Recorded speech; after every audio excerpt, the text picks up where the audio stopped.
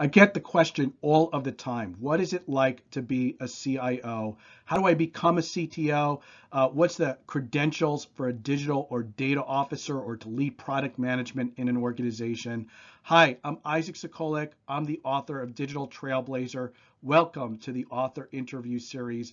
And in this chapter, Ginny's going to ask me a whole bunch of questions about selling innovation to the C-suite. Chapter 9 deals with what it's like to be in the executive roles and how to handle the stress. And I think all of you will learn something from this chapter and from this interview series.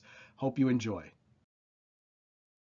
Hi, everyone, and welcome back to this episode of the Digital Trailblazer author interview series. I'm here again with Ginny Hamilton. She's a CIO community editor and the editor of Digital Trailblazer. Welcome back, Ginny. Thanks, Isaac. Today we are here to talk about Chapter 9, which is all about working with the C-suite. And I think it's probably the most important chapter for anybody who's a digital trailblazer who is in their first time in a top leadership role. So somebody who maybe is leading a major initiative for the first time or overseeing an M&A. They could be doing a new customer-facing product launch or building a new department, anybody in that type of activity, or even somebody who it's literally their first time stepping into a C-level executive role. So this chapter, I think, is helpful for people who find themselves in any of that type of position. And so I'm curious to know how you think new leaders should think about those early days in a new leadership role. How should they think about it? Yeah, Ginny, the simple answer is a lot of listening and putting yourself in a lot of positions to be able to do listening. I like to think in stories, like to think in analogies and pictures. When I walk into any organization, I do consulting now, so I'm walking into lots of organizations, a lot of things going on. I don't know a lot of the people. And the picture I have on the back of my mind is the skier going into a hill with a lot of powder. I remember as a teenager, I did all my skiing out here on the East Coast, a lot of ice skiing, a lot of, thin layers of snow. You just pound the hill. But when you're a new leader in a new role, think about yourself out west, skiing in powder. You need to stay on your heels, keep your tips up. And what you're really doing is taking this backward posture to make sure that you can observe and listen and deal with the shocks that's hitting you as you're going down the hill. So that's, to me, what that new leader needs to do. Put yourself in a lot of new situations, spit back and listen. But somewhere in this journey, and we like to say CIOs have to have 100-day plan. 100 days is like, it's a made up number. Obviously, it's about 3 months, but somewhere in here, you have to start pivoting from listening to here's what my plan is. And the other picture I have in there, and I share this analogy in the book, is the poker player. No matter what style poker you're playing, you're given a couple of cards. There's a lot of cards you don't see. There's a bunch of people in front of you. You don't have perfect information. Right? I don't know exactly what the market wants, what customers need. I don't know everything about the legacy systems.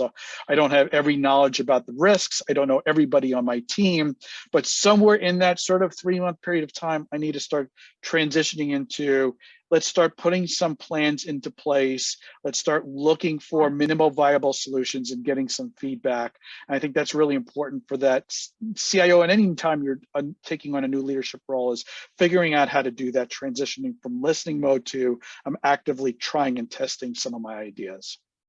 Yeah, and throughout all of that, it can be stressful. And you share a lot of feelings about leadership stress in this chapter. So can you tell us a little bit about that?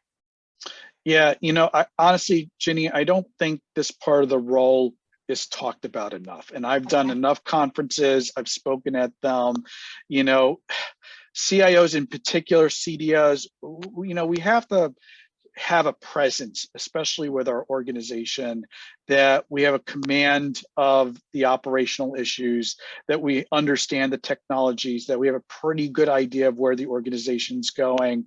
We're taking a lot of that on, and it creates just a lot of stress when we know our execution is never going to be perfect, that we're going to have to do some course corrections. And, I don't know what next week is going to bring. Is it going to bring a pandemic, or is it going to bring another security issue? So, having ways to deal with that stress is really important. And I opened this chapter up with how I dealt with it. I didn't know it at the time, but I would get up out of my office and take a walk. And it was stress release. I mean, that's what I was doing, but I didn't know it at the time. You think about it when you're given a specific charter. Isaac, go lead transformation, lead an M&A, figure out how to do a turnaround. When you're given that sort of charter from a board or CEO, you're also artificially being given a target on your back, right? You're being given clout and money, and your peers are going to be looking at you and saying, well, let's see what Isaac does with all of this. Right. And so you need ways to just deal with that. That's not relaxing. That's not a good. It's that can be stressful. It's stressful, and you learn how to deal with it. But I think it's important for leaders to take a step back and say, given where you are in your life, given your interests, given your family situation and the types of stresses you're dealing with, are you going to take walks? Are you going to go on hikes? I did an article just recently, someone said, meditation's really good for them. I've done some of that as well. Find something that you can do in a regular way to deal with the stress, because it's going to come and hit you at times, and you're going to need ways to deal with it that allow you to continue with your program. You're not going to be given a free pass just because things are hard. You just need a way to balance that stress and continue to evolve what you're doing and hit the execution points that you're expected to do. Yeah, and I think you're right. Just talking about it and having the conversation more, just this conversation right here, acknowledging it, not letting it be, a secret that it's okay to be stressed out, and you need to plan for it and have a coping mechanism. I think you really explained that well in the chapter. And this is one of this next lesson that I'm about to share is one of my favorites from the book. I remember when you wrote it, I remember just being enamored with it, saying, we need to save this. We need to tell people about this. And that's when you discuss the importance of creating, quote, hang on, let me say it again, because I want to get it right. Okay.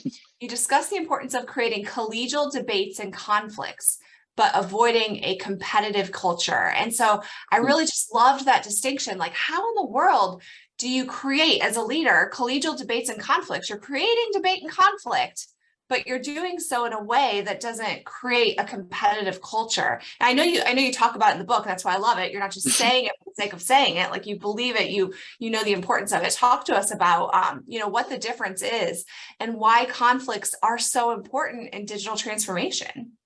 Yeah, Jane, let's talk about some anti-patterns here, right? Things that we can acknowledge probably don't work, right? Forming a group of people that are yes people, they're going to look and say, Isaac's written the book, around Agile. Isaac's done transformation before. Let's just do what Isaac says. That doesn't help me, and it doesn't help the organization. You are on my team. You probably know a lot more than I do in your area of expertise, in how the business is running. You have your own opinions. I need to hear that, right? And so that's the very first thing, right? Yes, people don't drive transformation. They lead you down a false path. And often by the time you figure out that you're going down that wrong path, you've already invested too much. So that's a problem. Hot potato culture. I've written about it. I have blog posts around it. What this basically means is, there's a problem, it needs solving, and nobody wants to take ownership of it. Maybe they're not even the right person to take ownership of it. The CEO hasn't set a delegation who really needs to own this piece of the business. But you don't want to sit around the room and say, well, no, I'm not going to touch it. Comes to me, throw it back to you. Throw it back to you. Not my exactly. Yeah. So that's the hot potato culture, and that doesn't work. Yeah. Right. And so the way I avoid the hot potato culture is, there's some discrete areas of responsibilities on my team. Maybe you're responsible for security, somebody else is responsible for operations, but we're going to collectively own something called data governance. Right. And what does that mean? Well, I'm not going to completely define it. I'm going to let teams sort out what parts they're going to own. So maybe security is going to own the parts around who has authorized access to particular data sets. And maybe the head of applications is going to own, how do we do data catalogs and data dictionaries around the data that we're collecting in our applications, right? So I'm going to create this area where there's collective ownership around things. There's some discrete responsibilities around this, but I want the debate over who's going to own it. I want the debate over what our priorities are. You know, I remember back in my days at Business Week, you know, there weren't any necessarily right answers to our priorities. You know, editorial had its agenda, and sales had an agenda, and digital had a third agenda. And sometimes they would agree and say, look, we got to go fix this or improve this on the website. But other times it was like, you know, why are we improving the commenting system on businessweek.com? Well, it's only for editorial excellence. It's not going to be to help sales in any measurable way. And we was to have these collegial debates over what the right set of priorities are. Yeah. You know, going back and forth around it. Now, I do contrast that with competitive cultures. Yeah. You know, and if you work in enough situations with enough people, you've seen them before, so I don't need to describe them. I don't need people pitting against each other, right? You know, there is competition. Look, there's only one number one priority, and that means certain areas of the business are going to have more dollars, more talent, more people associated with it than in another area of the business. You know, the world is competitive, but I do not need to create a competitive culture.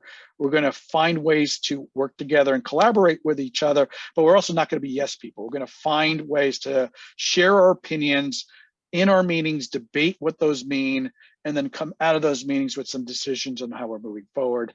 And that's how you kind of straddle this world of let's debate, but also decide. Yeah, I love it. I love how, you know, throughout this book and just in general, the way that you lead is that it's not about having this cookie cutter, everybody's got to do it the exact same way framework, because you don't believe that works. Every team is different. Every culture is different. That you said they need to take ownership of it. And so I think you just gave some good examples here of what doesn't work and why. And in the book, you go even further and explain it. So I love that lesson from this chapter, chapter 9, Isaac. Really good, really important content. And with that, we'll toss it back to you. Thanks, Ginny, and thank you again for interviewing me for this author interview series, this chapter on driving innovation and getting really the consensus of your leadership team. And I didn't talk about it here, but some of my favorite stories about how to win over groups around innovation, particularly executive groups, is in this chapter. So I hope you read it.